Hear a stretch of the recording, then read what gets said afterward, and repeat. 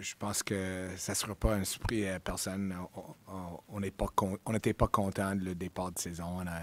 On ne jouait pas à nos moyens. Je pense que l'équipe ainsi que les joueurs, il y avait plusieurs joueurs individuellement qui ne jouaient pas à leur potentiel.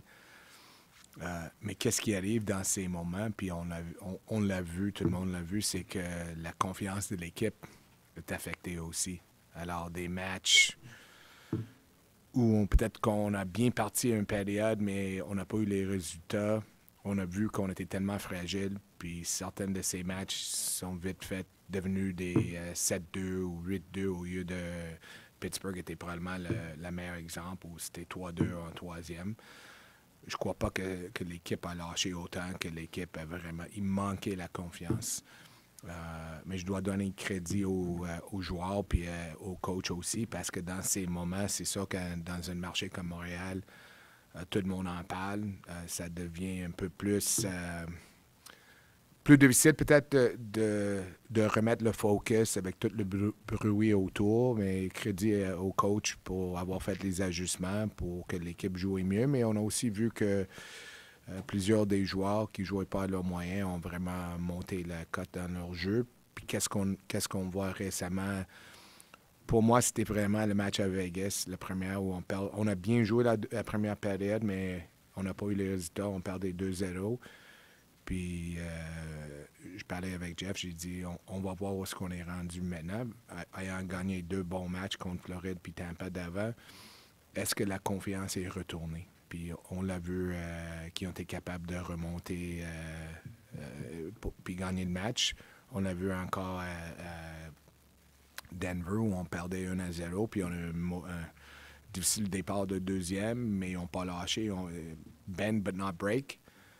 Puis finalement, avec Vancouver lundi, fatigué sur le retour, bien commencé, mais à un moment donné, on perd 3-1, mais ils ont encore trouvé les moyens.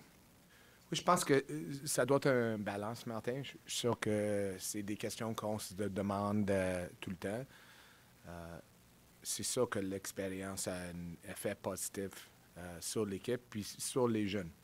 Alors, mais quand tu as tellement de jeunes, ça va toujours quelque chose. C'est quelque chose qu'on a adressé dans le cas d'Alex Carrier, puis on a vu que c'est pas juste qu'est-ce qui nous emmène, c'est qu'est-ce qui donne à Caden Gooley. On a vraiment remarqué son jeu monter aussi avec l'arrivée d'Alex. Alors, ça va toujours être une balance pour nous dans la future parce qu'on va avoir d'autres jeunes qui s'en viennent aussi. Alors, c'est sûr que tu deviens excité avec un jeune comme Demidov qui pourra venir, d'autres jeunes, très bons jeunes qu'on attend avoir sur notre équipe. Mais ça va être le timing, la balance à gérer, puis c'est notre job de le faire. Tu as été rencontré Demidov en Russie. Peux-tu nous parler de l'objectif de ce voyage-là? On voit que son temps de glace augmente, que ses performances sont meilleures. Puis, est-ce que c'est possible qu'on le voit avec les Canadiens d'ici la fin de la saison? L'objectif, premièrement, c'était de lui voir jouer en personne. C'est sûr que c'est un cas unique. Quand tu repêches un joueur 5e overall, puis il y a juste une personne parmi l'organisation qui l'a vu jouer en personne. Alors, pour moi, au départ, c'était la chance de lui voir en personne, voir où est-ce qu'il était rendu. C'est sûr qu'on avait remarqué que son temps de glace avait descendu, je pense, pour une séquence de 10 matchs en ligne. Alors, je voulais lui voir jouer, voir où est-ce qu'il était rendu dans son jeu. Aussi, lui rencontrer encore face à face parce que c'est sûr, le repêchage, c'est spécialement pour un joueur, c'est un événement, peut-être ça dure 2 ou 3 jours, mais ça passe tellement vite. Communiquer que, indépendant des résultats individuels, qu'il était très important à nous et à l'organisation. Puis je pense, comme Gord a dit, quand tu repêches un joueur, tu prends la décision que tu repêches quelqu'un, il devient partie de ta famille. Puis on croit beaucoup dans la communication. Alors, je pense que c'était une bonne démarche pour nous d'aller lui voir en personne. Pour faire un peu du ménage sur ce que Renaud te demandait, dans votre voyage en Russie, quand les photos sont sorties, les vidéos, tout ça, vous avez été critiqué quand même sur les réseaux sociaux puis un peu partout. Pourquoi, à ton avis, ce voyage-là était essentiel? Je sais qu'il a été repêché très haut. Michkov aussi l'a été par les Flyers, par exemple, puis ils ne sont pas allés nécessairement. Alors pourquoi, pour vous, pour l'organisation, vous considérez que ce voyage-là était essentiel? Et, étant donné que ça ne vous a pas fait bonne presse, vraiment, est-ce qu'il y a une part de regret d'être allé en Russie? Aucun regret. Je pense qu'on a été critiqué plus côté politique. Pour nous, c'est côté du travail. Puis je peux vous dire que pendant qu'on était en Russie, il y avait plusieurs d'autres équipes dans la Ligue nationale qui étaient là.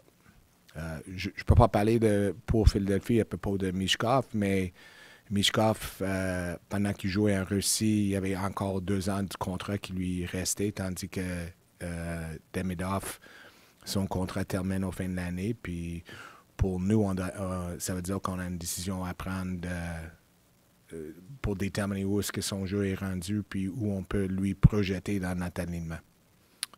Je pense pas qu'on va dévier du plan dans le sens que le plan, c'est de construire une équipe qui est capable de compétitionner pour un championnat pour des années. C'est pas à dire quand on a 22 matchs avant le trade deadline, on a beaucoup encore à apprendre. C'est sûr que on est content qu'on joue beaucoup mieux que qu'est-ce qu'on jouait dans le début de saison, mais on a 40 matchs de jouer, puis on est un match au-dessus de 500. Alors, je ne veux pas non plus fêter, on n'a rien complet encore. Puis on veut voir où est-ce qu'on va dans les prochaines séquences avant le deadline, puis on va prendre des décisions en conséquence. J'espère. Je trouve c'est difficile de dire que le pire est passé dans des séquences, je veux dire. Ça veut dire que, écoute, on connaît une séquence très forte dans le moment. Je pense pas qu'on se fie qu'on va gagner 8 des 9 prochains matchs, 8 des 10 prochains matchs pour chaque séquence de 10 matchs le reste de l'année. On sait qu'il y a des hauts et des bas dans la saison, mais je pense qu'on est sur le bon chemin avec les joueurs qu'on a et les joueurs qui s'en viennent. Mais je ne veux pas non plus être surconfiant. On voit qu'est-ce qui est arrivé avec d'autres équipes. On a vu des Sabres de Buffalo qui ont passé proche de faire les séries puis qui ont reculé. On a vu la même avec Détroit un peu, sauf on voit qu'ils remontent le cote maintenant. Alors, on ne veut pas être surconfiant. On veut apprendre des autres. On veut voir peut-être où il aurait pu faire des choses différentes puis essayer de prendre les bons pas, bonnes décisions quand on peut. Je pense, premièrement, c'est probablement la première fois pour nous, comme dans l'opération de hockey, aussi les coachs, de vivre autant de négativité autour de l'équipe, comment le gérer. Il faut être fou de penser que ça n'arrivera pas. Alors, c'est peut-être on prend un peu comment est-ce qu'on va le gérer dans le futur. Au niveau de l'équipe, je ne veux pas non plus dire que c'est l'arrivée d'Alex Carrier qui a tout fait. Il y avait des choses qui n'allaient pas avec l'équipe, indépendant d'Alex Carrier, qui ont été réglées au niveau de l'équipe et au niveau des joueurs individuellement. Mais c'est sûr qu'en même temps, on remarque d'avoir cinq jeunes défenseurs qui ont manque d'expérience, spécialement quand les choses ne vont pas bien. C'est d'avoir l'expérience autour, leur aide à gérer ces périodes difficiles. Juraj Slafkovský est encore un très jeune joueur. Vous êtes engagé à long terme avec lui, cependant, puis il va avoir un gros contrat compté la saison prochaine. Quel regard tu portes sur sa saison jusqu'à maintenant? Je pense qu'il est capable de faire plus. Je pense qu'il le sait. Est-ce qu'on est surpris? Non. Puis je l'avais dit, je pense, dans l'été, quand on l'a signé, qu'on attend qu'il y aura des hauts et des bas, que sa progression ne sera pas linéaire. Il n'est pas tout seul dans cette dans la situation qui est présentement. Mais on le voit, on parlait hier, depuis qu'on est ici, le nombre de nos joueurs qui ont vécu des périodes difficiles, que ce soit Josh Anderson. On parle de Jake Evans en 2023, je pense, qui avait 4 buts en 57 games. 4 ou 2 buts même. Alors, Sam Montembeault, l'hiver de 2022, il avait une misère à arrêter une rondelle. Présentement, peut-être qu'il va être le numéro 1 pour l'équipe Canada. Alors, c'est la vie d'un athlète professionnel. Ceux qui sont capables de le faire avec constance d'une année à l'autre, c'est des joueurs très, très spéciaux. Alors, j'ai plein de confiance en Uri. Mais il y a du travail à faire, puis il faut garder la tête bas, puis travailler. On a parlé de Juraj Slafkovský, on a parlé d'Ivan Demidov, David Rundbacker en est un autre que vous avez repêché très haut. Évidemment, c'est difficile pour un joueur qui ne joue pas de se mettre en valeur. Il y a des gars qui ont été repêchés après lui qui performent très bien ces temps-ci. J'aimerais vous entendre sur la vision que vous avez du cas David Rundbacker à plus long terme, comment vous voyez les choses avec lui présentement aussi, est-ce que vous lui parlez? Comment vous évaluez le cas David Rundbacker actuellement? Mais côté long terme, il n'y a rien qui a changé.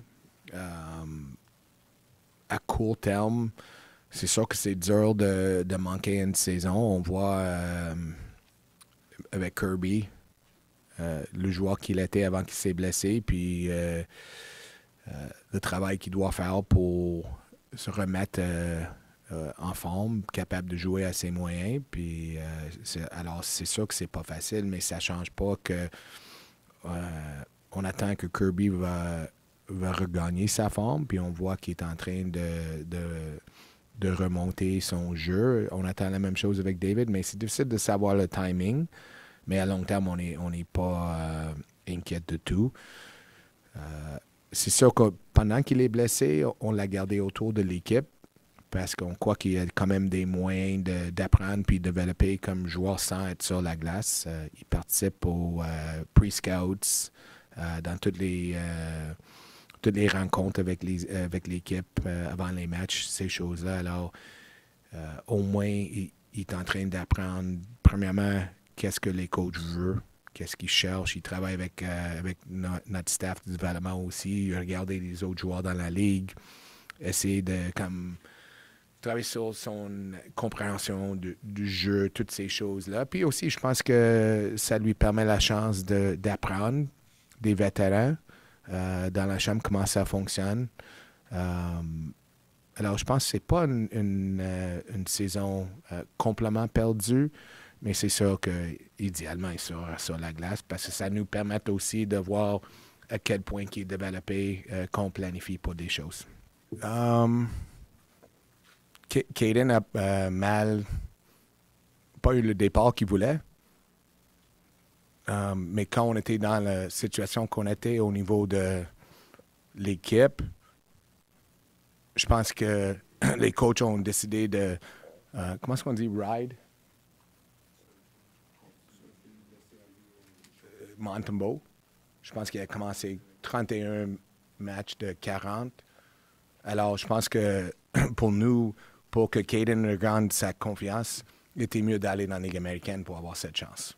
Dans ton rôle de directeur général, comment tu as vécu les ennuis défensifs de ton équipe? Évidemment, c'est pas à toi d'aller faire les correctifs dans le vestiaire, mais à quel point ça te tracassait? Puis qu'est-ce que tu as vu qui a changé pour que ça se replace? Là, évidemment, si on met de côté la rue d'Alexandre Carrier dont tu as parlé. Je pense que c'était une partie d'ajouter un vétéran, quelqu'un qui était capable de... comme je voulais répondre à Simon, quelqu'un qui était capable de jouer plus haut dans l'alignement, quelqu'un capable de gérer des minutes contre des McKinnon ou McDavid ou Matthews. C'est difficile de donner ça à deux jeunes joueurs. On l'a fait dans le passé, c'est sûr, mais rendu où on était, où on voulait prendre la prochaine step, comme équipe, avoir la chance de jouer des games importants après Noël. C'était important pour nous d'ajouter un peu d'expérience. Puis comme on a vu, ça permet à un gars comme Caden, de jouer plus à son potentiel aussi. Mais il y avait aussi des détails dans le système défensif.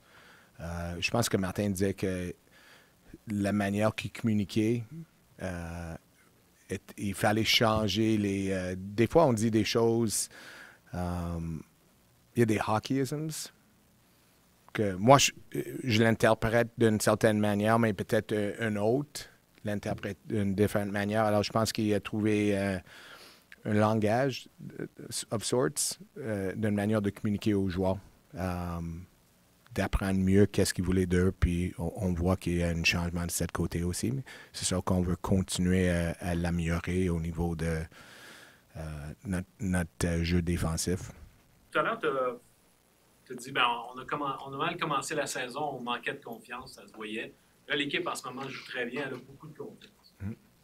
Mais si on met la confiance, tout l'aspect confiance de côté, qu'est-ce que tu vois dans ton équipe qui te semble le plus durable, le plus sustainable dans les succès futurs de l'équipe?